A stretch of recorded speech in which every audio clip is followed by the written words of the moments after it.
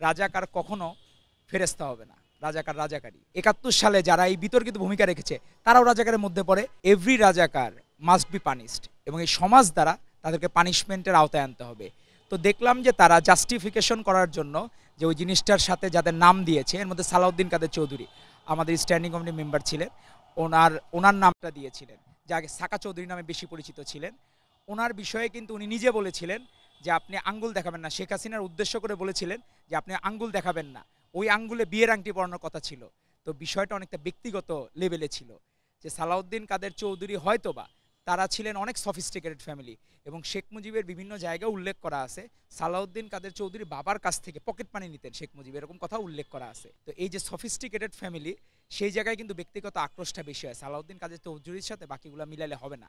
বাকিগুলা যারা ঘৃণিত ব্যক্তি তারা কিন্তু বাংলাদেশ চায় নাই, তারা চেয়েছিল পাকিস্তানের প্রতিনিধিত্ব করার জন্য, এবং কোনোদিন তারা বাংলাদেশকে ভালোবাসে নাই।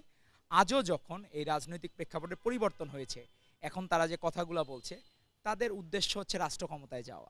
এজন্যই তারা বিভিন্নভাবে তাদের নেগেটিভ ক্যারেক্টারগুলো, যাদের বিতর্কিত ক্যারেক্টার, তাদেরকে কীভাবে দেশপ্রেমিক বানানো যায় সেই চেষ্টায় তারা ব্যস্ত। কিন্তু বাংলাদেশের মানুষ তাদেরকে যেভাবে ঘৃণা করে প্রত্যাখ্যান করেছে ৭১ পরবর্তী সময়ে, এখনও তাদেরকে সে একই রকম ঘৃণা করে। রাজাকার কখনো ফেরেস্তা হবে না, রাজাকার রাজাকারী। তো এইটা আপনাকে মাথায় রাখতে হবে। আর আমাদের ডাইনামিক লিডারদের যাদের ব্যক্তিগত আক্রোশ ছিল শেখ হাসিনা, সেই সাকা চৌধুরীকে বিতর্কিত চেষ্টা করে কোনো লাভ নেই।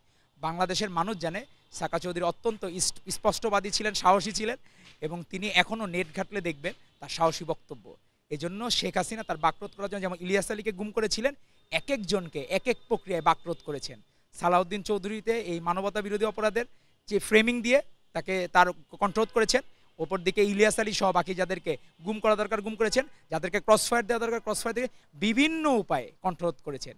কিন্তু এগুলোকে তখনও রাজাকারদের যে এই ফিরিস্তি, এদের সাথে মেলানো যাবে না। তো বাংলাদেশের মানুষ এগুলো ভালোভাবে নিচ্ছে না। আপনার গঠনমূলক গুণগত পরিবর্তনের রাজনীতি করুন। বাংলাদেশের মানুষকে আপনি ৭১ নিয়ে আপনাদেরকে ক্ষমা চাইতে হবে দেশের কাছে। যতক্ষণ পর্যন্ত আপনারা ক্ষমা না চাবেন, ততক্ষণ পর্যন্ত বাংলাদেশের মানুষ আপনাদেরকে মাফ করবে না। তো এই জন্য আপনার যতই তাদেরকে রাজাকারকে বীর বানানোর চেষ্টা করেন, কখনো বাংলাদেশের মানুষ মেনে নেবে না। বীর বীরই, রাজাকার রাজাকারী, এটা মাথায় রাখতে হবে। ধন্যবাদ আপনাকে। কখনোই ৭১, ২৪ একসাথে মেলাতে যাবেন না। আমাদের অস্তিত্বের কিছু বিষয় আছে, আপনি যদি এভাবে মেলাতে যান ১৯৪৭ও তাইলে আমাদের অস্তিত্বের অংশ। যেমন ৭১ আমাদের সবচেয়ে বড় অস্তিত্বের অংশ, তারপরে ৯০-এর গণ অভ্যুত্থান ছিল, তারপরে ২৪-এর এই মহাবিপ্লবের গণ অভ্যুত্থান। সেগুলা যখন আপনি মেলাতে যাবেন, প্রত্যেকটা কিন্তু আলাদা episode.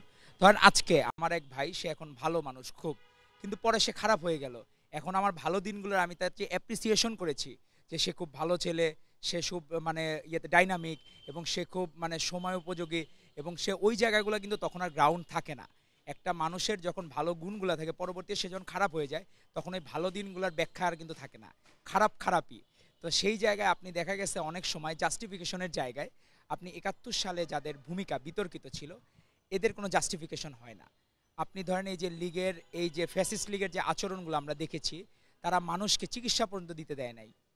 No discharge no treatment বলে গেছিল একবারে হাসিনা। এই যে গতদিন আমরা দেখলাম নিটোরে পঙ্গু হাসপাতাল সহ ঢাকা মেন্টের সব জায়গায় কোনো ডিসচার্জও দিবে না, কোনো ট্রিটমেন্টও দিবে না। তো এই যে মাফিয়াতন্ত্র যে কায়েম করেছিল, তাদের দোসররা, অনেক ডাক্তাররা ছিল না, তাদেরকে হেল্প করেছে, তারাও তাহলে রাজাকারের মধ্যে পড়ে।